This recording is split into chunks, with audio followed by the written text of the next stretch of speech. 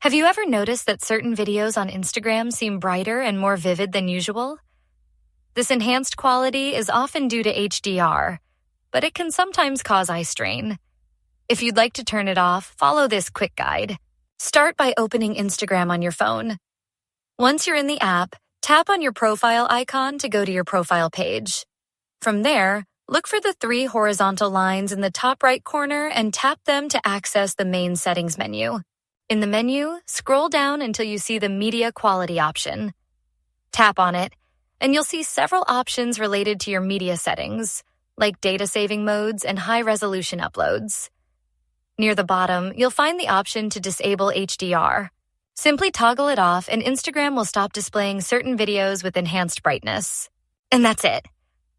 After turning off HDR, your feed should appear with more consistent brightness across all videos. If you found this tutorial helpful, be sure to give it a thumbs up, subscribe for more tips like this, and hit that notification bell so you never miss an update. Thanks for watching, and I'll see you in the next one.